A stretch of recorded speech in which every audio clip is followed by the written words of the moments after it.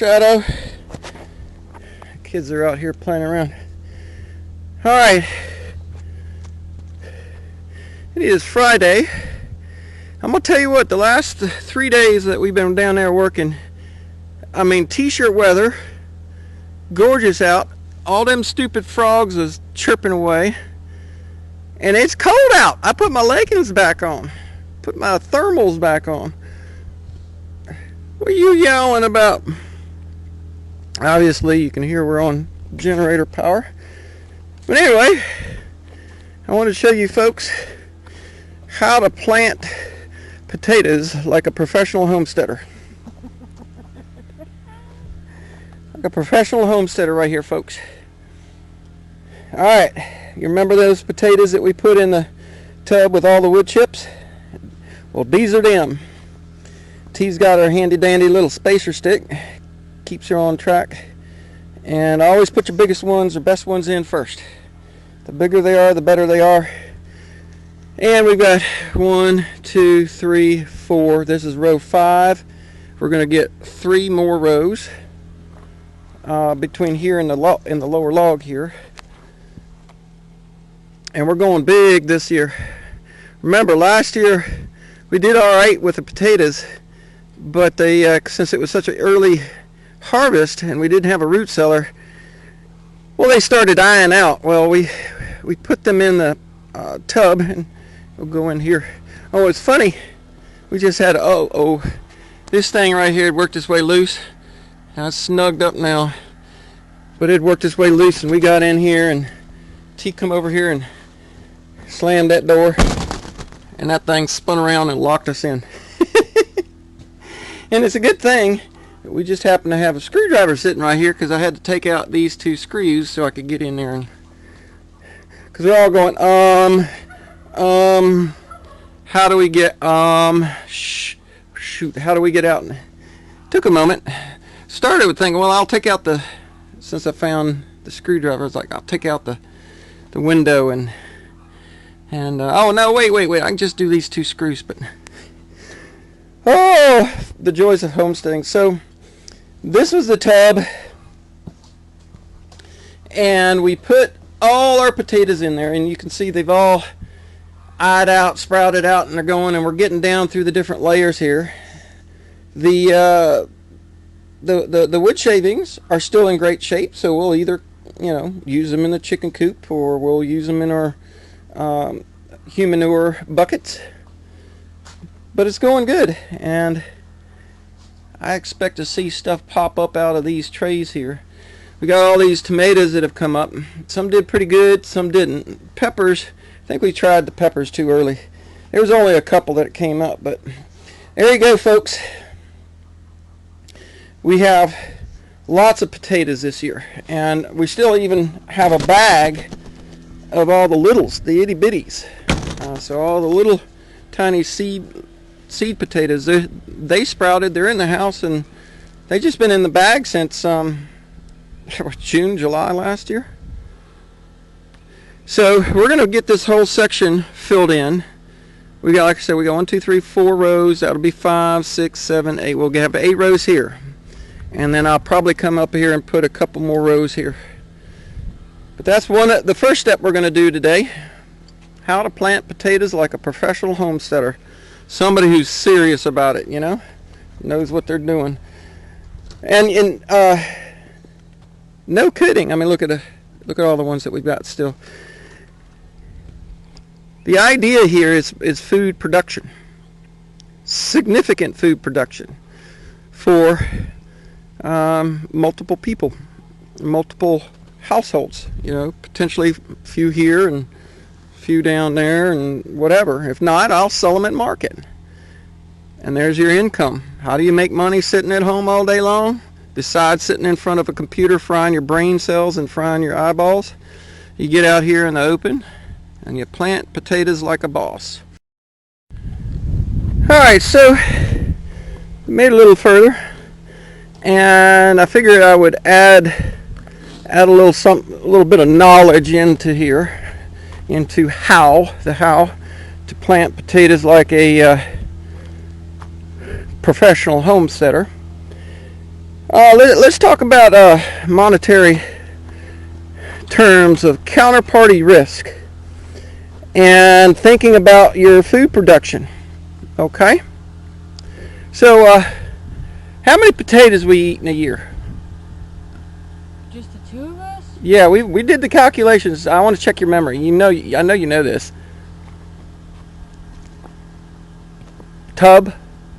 Yeah, I was going to say. Solid tub? I'm just trying to think how much was in a tub. There's 100 pounds in a tub. That's about right. Yeah. Because we were. Yeah. 100 pounds in a tub. Okay? Like that.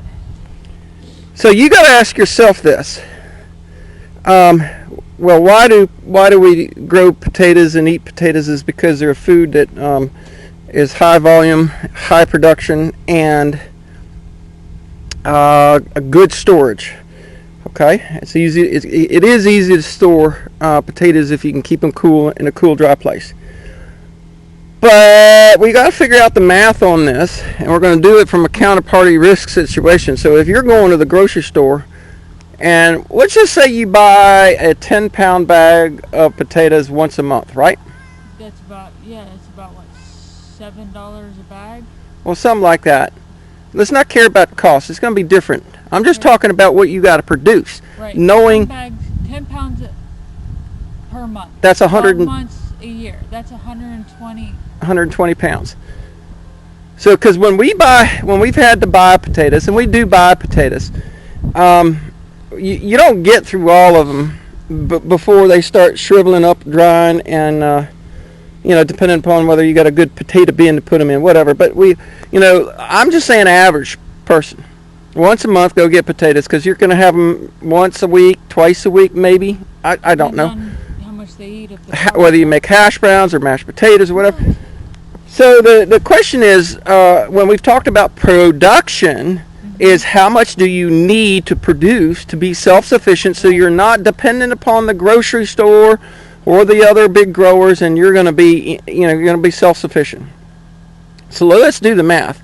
Let's just say that 10-pound bag a month. Maybe it's a 5-pound bag for you, or maybe it's 15 or 20. So different people eat it, but you need to do the math. Right. So we're going to do the math. The math is, let's assume for a moment, 10-pound bag a month. Once a month, a 10-pound bag. Okay? Maybe it's 10-pound bag every 2 months. But for our calculations, we're going to calculate this. 10-pound bag per month. That's 120 pounds. 120 pounds for the year. Okay? Now, that's just for you to eat. Yeah. But if you're going to save seed potatoes for next year, you need that at least that much to put away. So you need to be able to produce somewhere in the neighborhood of about 240 to 250 pounds of potatoes. At least, yeah. So you saw that we had one tub in there that we saved, and the idea was, we bought potatoes this year because we wanted to save our own organic potatoes, our own seed potatoes that were grown in this dirt and will grow again. We're ramping up our production, because this will be year 3 of growing here. Yes. Year 3 of growing here. So we want to produce at least a couple 100 pounds just for us. Yes. Just for us to eat and have seed for next year. So there's your calculations. And how much can that be? I don't know. Year before last, we got almost nothing in our potatoes. Many of you will remember that. Last year, we did really, really well because we got them in. The soil had been worked up. It was a little looser soil, a little more fertile, because we've been dumping ash in there, fertilizer, chicken manure. We've been getting the soil better and better. So this year, I expect to do substantially better. So if you have optimal conditions and your plants can produce optimally, you should be able to put in one potato like that and get out of it 5 times what you put in. You should be able to. Doesn't always work that way. So that plant, when it gets going, when I dig it up, I should have 4 to 5 potatoes that are decent size from that plant. Okay? Now, we were doing rows like this up in Montana, that a row like this would produce 100 pounds. Yeah, it was one full tub. We could get a full tub out of a row about this size. And we had some bakers. Yeah, I mean, no, we had monsters. I mean, we had huge ones. Huge ones. This isn't quite the Northwest. No, and that soil was worked quite a bit.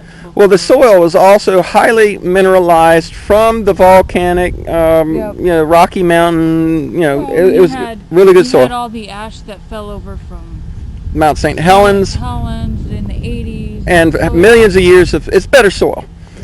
Yeah. And this is going to get there. But you want to do this math. And you want to figure out how much you want to grow so that you don't have to buy it anymore. Now, keep in mind, we're going to do multiple crops in this spot this year. And based on what we learned last year from the squash and the issues that we had with the bugs and all that, y'all remember that. Some of you will. We're going to get the potatoes in first, and then we'll wait and do a late season winter squash crop out here like we did last year, because we did a good harvest on it. So there's going to be two productions here, or two waves of planting. It's the first wave and the second wave. So a little bit more math, a little bit more understanding, and you got to think about that with every vegetable that you want to eat. How many tomatoes, how many potatoes, how many green beans, how many beets, especially carrots, if you're gonna can or freeze it. And if you're going to can and freeze some. So this is going to be a productive year for us. As you can see, we'll have 8 rows here, and then we still got more in the tub in there, so I'm going to do some more rows up here, and we're going to get as much as we can done. We're going to get as much as we can done to plant potatoes like a professional homesteader, because professional homeowners make lots of money on YouTube, and they can go to the store and buy their stuff, and we don't want to be doing that. That's counterparty risk. That's out of habit. Some professional homeowners on YouTube that do have a garden, but we'll see where, because they... I know, brag, but they don't produce. We're going to show you how to produce, and that's what this is about. All right, we'll catch you on the next one.